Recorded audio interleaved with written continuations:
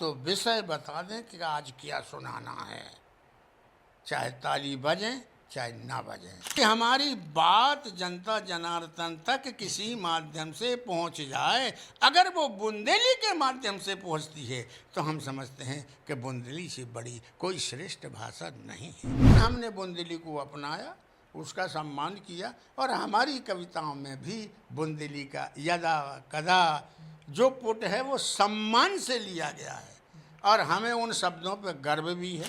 चांदनिया सम चम चम गोरी, सुंदरता की भरी तिजोरी।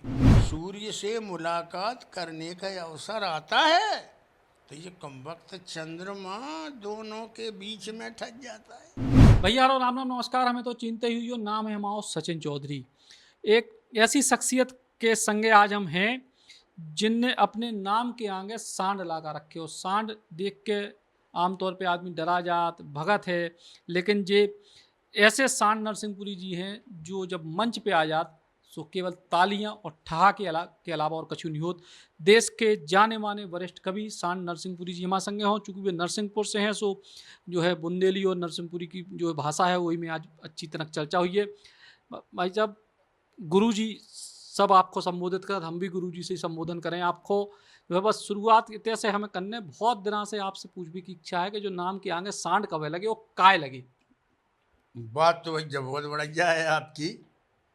देखो क्या है कि सांड एक ऐसी चीज है कि सांड कौन नहीं जाए, सांड कहते अटकावारी खुदाइयात, यानी लोक हितकारी अगर कोई पशु है तो वो सांड है। और हमारे धार्मिक सिद्धांतों में सनातन में सांड का मतलब नंदी है और नंदी के ऊपर शिव विराजमान होते हैं और शिव का मतलब है विश्वास और जो सांड है नंदी है वो है धर्म। तो धर्म के ऊपर हमेशा विश्वास है।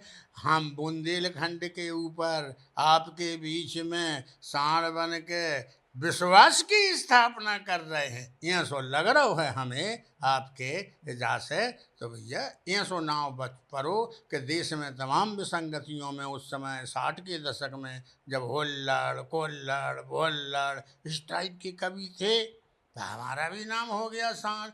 और उस समय एक बात हो रही कि हमारे मध्य प्रदेश की सरकार में एक मंत्री है तो झूमक लाल भेड़िया।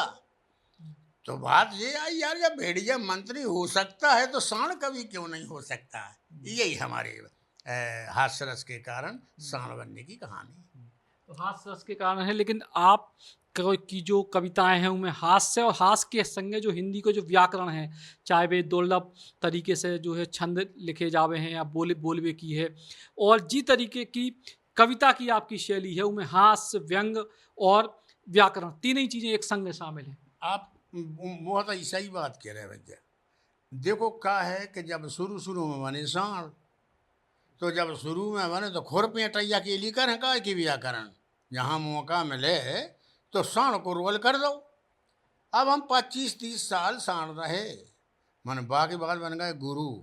अब गुरु बन गए तो फिर आई व्याकरण, फिर आया छंद शास्त्र, फिर छंद शास्त्र आया तो फिर उसकी बारी क्या आई।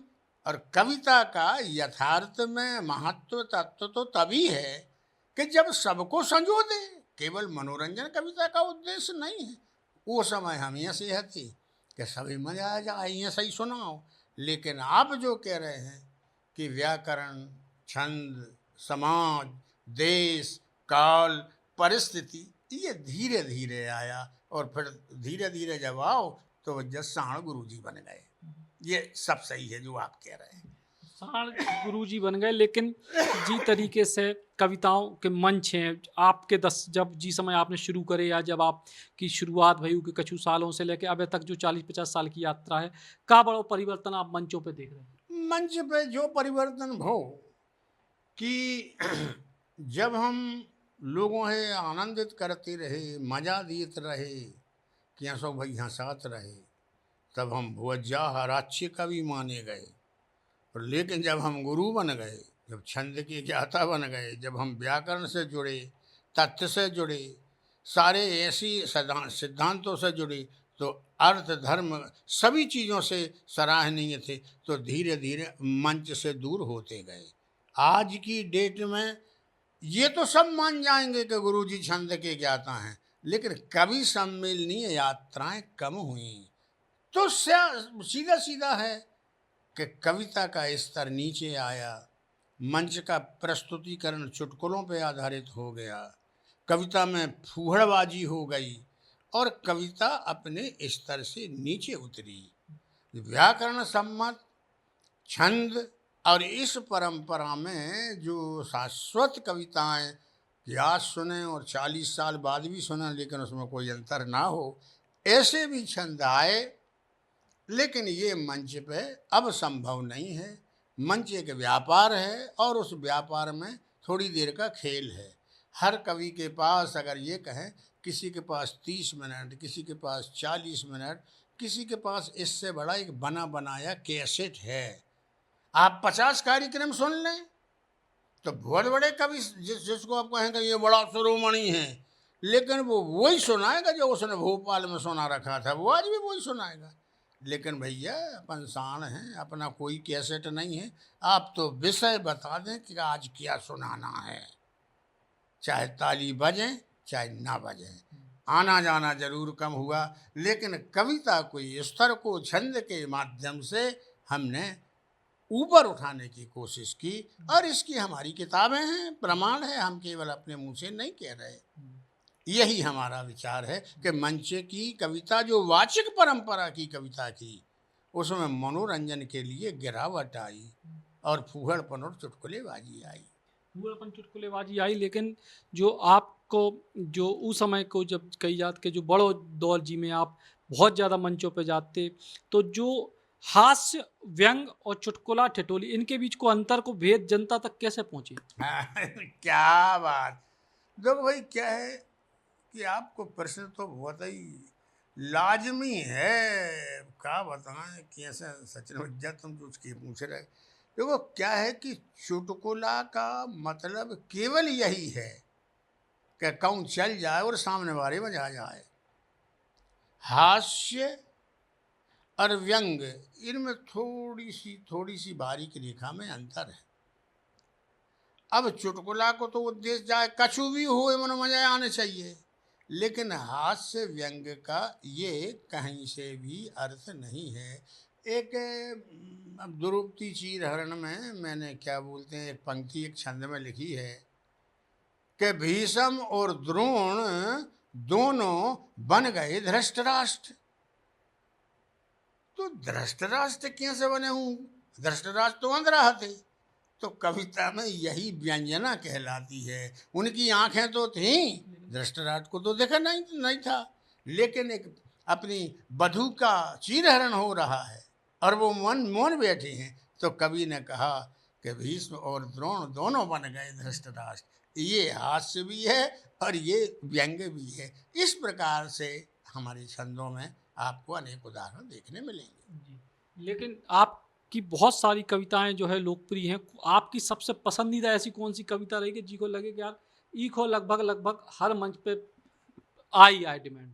भाई बात तो सही है ये आपको यहाँ सो प्रश्न भाव 80 के दशक में एक ऐसी कविता आई, अनेक चैनलों पे भी आई और मंचों पे भी आई। उस समय बढ़िया 80 के दशक में माने, जब बताओ कब की बात हुई है। वह कविता थी सूर्य ग्रहण चंद्र ग्रहण। कि भैया कोई मोड़ी की चक्कर लगा सकत, कोई बात नहीं है, जवानी में ऐसा होत। लेकिन ऐसी का बात है इतनी उल्टी कि यार पृथ्वी सूर्य के चक्कर लगा। तो सूर्य ग्रहण और चंद्र ग्रहण के माध्यम से ये कविता 80 के दशक में बहुत लोकप्रिय हुई और उस समय मैं ये समझता हूँ बहुत ज़्यादा मेरी पसंद की कविता, जनता की पसंद की कविता, विज्ञान सम्मत कविता, और ये एक सदी की बहुत चर्चित कविता रही। वो है सूर्य ग्रहण चंद्र ग्रहण, जो पूरी तरह से विज्ञान से सम्मत है और उसके बाद भी हास्य व्यंग की उसमें बात है। तो तनका थोड़ी सी तो बने। आवे बार और सूर्य ग्रहण और अपने ग्रहण की चर्चा कर दी। अब 80 के दशक में सुनात रहे काहे के अब मसी उम्र भी हो थे, अब हम 75 साल में अब क्या करें, चाहे तो ग्रहण नहीं लग रहा हो कि कोई लड़का किसी लड़की के चक्कर लगाए और कोई खलनायक उनके प्यार में टांग अड़ाए, ये बात हमें अच्छी तरह से समझ में आती है। लेकिन यार ये पृथ्वी सूर्य के चक्कर क्यों लगाती, ये पृथ्वी सूर्य के चक्कर क्यों लगाती है? अपने को आकुल व्याकुल किए मिलन की कामना लिए एक लंबे समय के बाद पूरी करने मुराद जब इसे सूर्य से मुलाकात करने का अवसर आता है तो ये कमबख्त चंद्रमा दोनों के बीच में ठग जाता है। ये चंद्रमा दोनों के बीच में ठग जाता है। ये ओछेपन की निशानी है, लगता है किसी फिल्म की कहानी है। फिल्म में भी इसी प्रकार के दृश्य रहते हैं और विज्ञान वाले इसे सूर्य ग्रहण क्यों कहते हैं? विज्ञान वाले इसे सूर्य ग्रहण क्यों कहते हैं? सूर्य स्वभाव से गंभीर है, शरीर से बलिष्ठ है, पृथ्वी से बड़ा है, बहुत बड़ा है। विज्ञान कहता है सूर्य पृथ्वी से बहुत बड़ा, पृथ्वी से बड़ा है इसलिए उसकी नजरों में गड़ा है। अगर वह पृथ्वी को अपनाए, रूप राशि का समुचित लाभ उठाए तो दोनों का पति पत्नी के समान सुंदर जोड़ा बन जाता है। लेकिन ये बदमाश चंद्रमा पृथ्वी से है तो चौथाई, लेकिन फिर भी उसके चक्कर लगाता है। फिर भी एक तो चक्कर लगाता है और पृथ्वी जब अपने बचाव के लिए सूर्य के सामने आ जाती है तो पट्टा पृथ्वी के पीछे छिप जाता है। मतलब सूर्य से डरता है। ये सरासर कायरता है। बुझ दिल लाशकों के कारनामे बिल्कुल इसी टाइप के रहते हैं। विज्ञान वाले इसे चंद्र ग्रहण क्यों कहते हैं? विज्ञान वाले इसे चंद्र ग्रहण क्यों कहते हैं? तो सूर्य ग्रहण और चंद्र ग्रहण की जब गजब की कविता में जो है प्रेम भी है और फिल्मी की कहानी भी है। बुंदेली को लेकर जैसे हम लोग काम कर रहे हैं गुरु जी, तो बुंदेली में भी आपने बहुत सारे मंचों पर कविताएं सुनी भी हैं, कछु लिखी भी हैं, कछु बोली भी हैं। बुंदेली को लेकर की तरीके के प्रयोग आप करें? भाई क्या है कि इस प्रकार अब यहाँ इस समय में बताने मैंने बहुत सी गीतकाएं बुंदेली में लिखी। भरवानी में भी अला मर गए अब का कर हो, भरवानी में भी अला मर गए अब का कर हो। अब क्या है कि हम जहाँ संवाद कर रहे हैं वहाँ वो अब उपलब्ध नहीं। अभी हम बताते कि मैंने बुंदेली पे भी कुछ काम किया और कुछ चीज़ें लिखी। मेरी कविताओं में बुंदेली का पुट आता है। कहीं कहीं जब बुंदेली आती है तो मैंने सम्मान से रखा, लेकिन मेरा जो क्षेत्र है वो पूरी तरह से हम बुंदेली नहीं हैं। हम नरसिंहपुर के निवासी हूँ। नरसिंहपुर एक ऐसा क्षेत्र है जहाँ मूल रूप से बुंदेली भाषा नहीं है, लेकिन हमने बुंदेली को अपनाया, उसका सम्मान किया और हमारी कविताओं में भी बुंदेली का यदा कदा जो पुट है वो सम्मान से लिया गया है और हमें उन शब्दों पर गर्व भी है। ऐसे मौके भी आए कि लोगों ने उन शब्दों पे ये ऑब्जेक्शन भी उठाया कि ये शब्द क्यों है, तब हमने बताया कि नहीं, ये हमारी बुंदेली का शब्द है और हम उसको यथावत ही रखेंगे। तो भाई अब याद की बात है, क्या बोलते हैं, मोरो ना जो दिल घबराए शहर में नौ न पढ़ गिरी है। एक सहेली शहर में पढ़ने जा रही है, एक ऐसी उसकी सहेली है जो पेल से मतलब पढ़ के आई शहर, तो वह कर रही बेदा, तो वह समझा थे कि सुन ढंग से जाइए। अब ये लोकगीत के माध्यम से 2-3 पंक्तियाँ, भाई बहुत 50 साल से भी पुरानी कविता। मोरो नाजुक दिल घबराए शहर में उन्होंने बड़िएरी, मुँह पे बीती कई ने जाए शहर में नोने चांदनिया सम चम चम गोरी, सुंदरता की भरी तिजोरी, अनजाने दौलत ने लुट जाए शहर में नोने पड़िएरी, अनजाने दौलत ने लुट जाए शहर में, लाल है वे सही गाल अंगार, मारडन करिए ने सिंगार, काऊ की नजर अटकने जाए शहर में नोने पड़िएरी, मोरो न झुके लड़कों से ने प्रीत बढ़ाइए, लड़कों से ने प्रीत बढ़ाइए, पिक्चर को जादाने जाइए, लड़कों से ने प्रीत बढ़ाइए, पिक्चर को जादाने जाइए, साढ़ को मन मधुकर मड़ राय शहर में नोने पड़िएरी, मोरो न झुक दिल घबराए शहर में नोने। तो ये अब उस समय 74-75 मेरे ख्याल से ये तो लोकगीतों के माध्यम से भी हमने बुंदेली की बात कही। हमारा मतलब भाषा से इस टाइप से हम कभी नहीं जुड़े, हम जिस क्षेत्र में रहे कि भाई हमारी बात जनता जनार्दन तक किसी माध्यम से पहुंच जाए। अगर वो बुंदेली के माध्यम से पहुंचती है तो हम समझते हैं कि बुंदेली से बड़ी कोई श्रेष्ठ भाषा नहीं है। हमारी बात पहुंचना चाहिए। हमने कभी भाषा से हम नहीं बंधे कि भाई भाषा से चाहे बात पहुंचे चाहे ना पहुंचे। बहुत अच्छा लगा आपके बीच में आकर और आपको पाकर, और हम ये चाहते हैं कि इसी तरह से आप बुंदेली को विकसित करते रहें। एक आखिरी सवाल कि आज सारे जो कवि लोग हैं उनने आपके लाने पद्मश्री देवी को एक प्रस्ताव भी पास करे बीना में, आज एक अनूठा आयोजन भाव, तो हम सब उम्मीद करें। भाई मैंने कभी अपने काव्य लेखन के माध्यम से सरकार से, कहीं से, किसी से किसी प्रकार की कोई मांग नहीं की। अगर मेरे को कोई पुरस्कार मिला है तो सब बिना ही मांगे मिला है। आज ये बहुत बड़े प्रसन्नता की बात है कि बीना में इतने बड़े अधिवेशन में अब राजस्थान से मांग हो रही। राजस्थान से एक कवियों का दल और जिसके नायक सुरेंद्र यादवेंद्र, जिनने ये कहा कि गुरु जी को पद्मश्री मिलना चाहिए। अन्य बीना में जितने कवि आए 60-70, एक सबने अपने ढंग से मंत्री जी को ये ज्ञापन दिया कि गुरु जी को मिलना चाहिए। अब भाई ये मंत्री जी को सोचना चाहिए कि मिलना चाहिए कि नहीं मिलना चाहिए। हमारी सरकार को सोचना चाहिए कि हम 50-55 साल से अगर ये कविता का तमूरा बजा रहे हैं तो उसमें कौन सा राग निकल रहा है। ये सरकार को सोचना चाहिए भाई।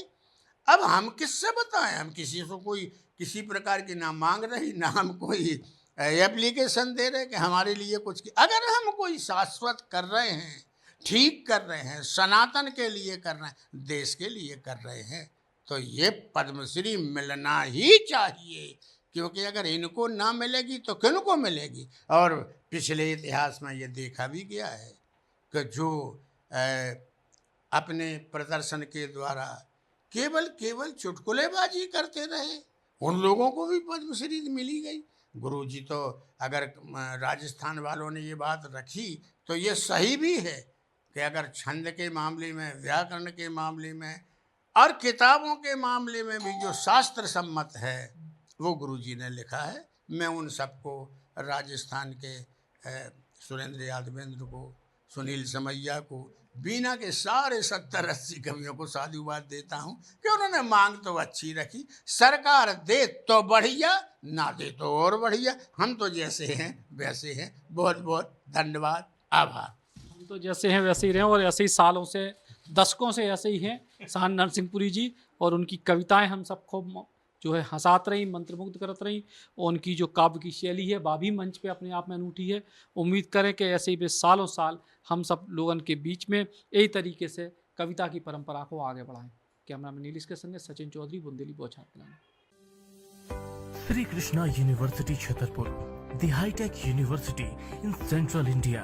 बुंदेलखंड के लिए गौरव की बात है कि अब छतरपुर में हम आपको देंगे विश्व स्तरीय एजुकेशन सिस्टम और वर्ल्ड क्लास इंफ्रास्ट्रक्चर।